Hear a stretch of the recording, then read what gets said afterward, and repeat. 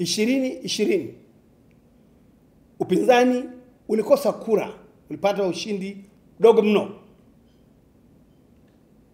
Kwa sababu yake mnajua kama vyama hivi havijawekeza kwenye sera, havina itikadi, havina ilani ya uchaguzi inayoeleweka. Hata ile 2015 walisema iko kwenye mtandao. Tumejaribu kugoogle mpaka leo hatujaona. Sasa ilipofika uchaguzi wa serikali za mitaa juzi, vyama hivi vya upinzani havijaweza hata kuweka wagombea. Havijaweza kuweka wagombea katika ngazi mbalimbali kwenye uchaguzi wa serikali za mitaa. Ni vizuri ieleweke hili. Kwa hiyo CCM ilisimamisha wagombea katika nafasi zote. Upinzani kwa ujumla hawajafika 50% ya kusimamisha wagombea. Acha na biashara inayosema kuenguliwa. 2024 hakuna aliyeenguliwa.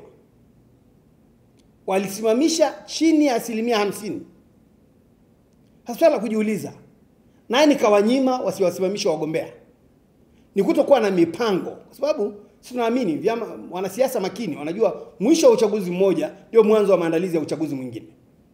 Kwa 2024 hawakuweza kusimamisha wagombea. Lakini tatizo jingine ni upungufu wa ukomavu wa kisiasa ndani ya vyama vyenyewe. Unajua, huwezi kudai demokrasia, haki ya kushindana kati ya chama na chama, lakini demokrasia ya ndani ya chama kwako inakuwa ni saratani. Lazima ujenge chama ambacho kina katiba, kina kanuni ambazo zitaongoza wanachama wa chama hicho kupata haki yao ya kushiriki, kuchagua na kuchaguliwa. Kwa hiyo bado demokrasia ndani ya vyama vya sasa tulivyonavyo vya upinzani bado ni kizungumkuti. Na mimi nitawaambieni, wakati chama cha NCCR Mageuzi kinawika baada ya uchaguzi wa 95, wenyewe kwenye vikao vyao kule Raskazon, hoteli ya Raskazon Tanga, walivunjiana viti wakapita madirishani. Ikawa ndio mwanzo wa kusambaratika kwa chama cha NCCR Mageuzi, na hayati Agustino Lyatonga Mrema kaondoka NCCR kwenda chama cha TLP. Lakini si upeleke mbali, twende tujuzi katika uchaguzi wa chama kilichokuwa kinasema ndio chama kikuu cha upinzani nchini, Chama cha Demokrasia na Maendeleo.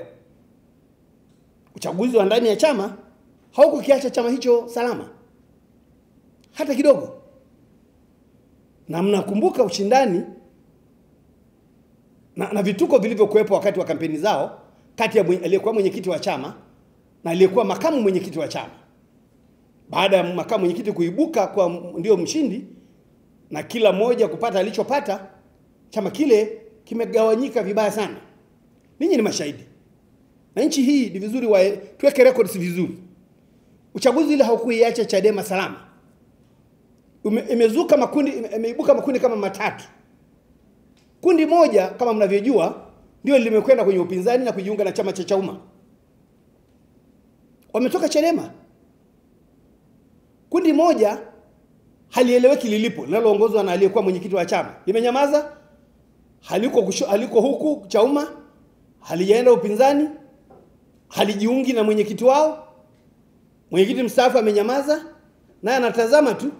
Lakini kundi la tatu ni kundi la no reform no election.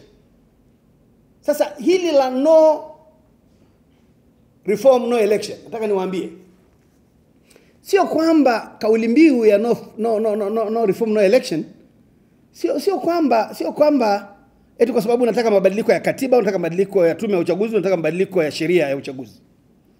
Katiba hii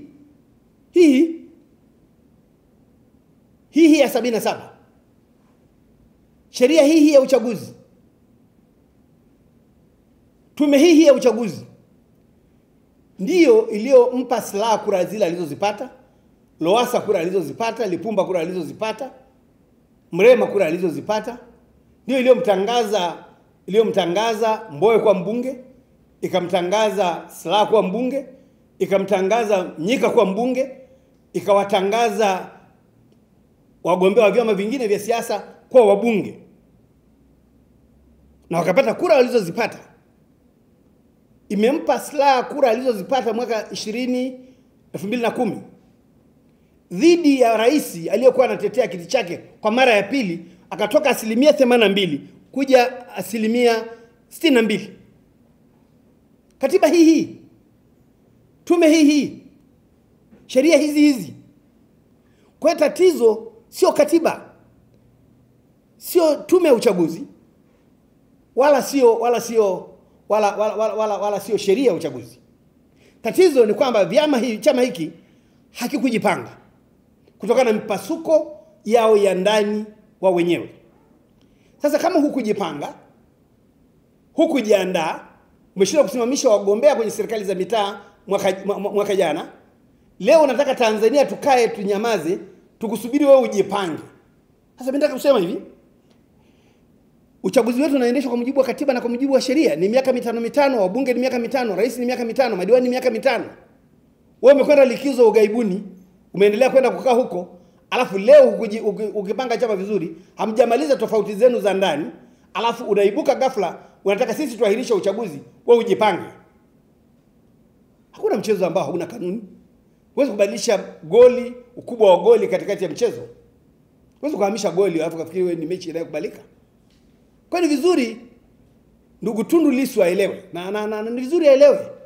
Hata 2020 aligombea. Magufuli aliibuka na 84%. Mbowe aligombea. Walipata ushindi, walipata kura za aibu. Nataka kulisema hili ili tuweke records vizuri. Sasa ndugu zangu, niliona niyaseme haya kwa sababu kila chama cha siasa lazima kiwe na taratibu. Na sisi kwa mujibu wa mwongozo wetu mwaka 81 tunasema kujikosoa na kukosoana ni silaha ya mapinduzi. Na tunasema kukiri upungufu si dalili ya kushindwa bali ni ishara ya kujimarisha.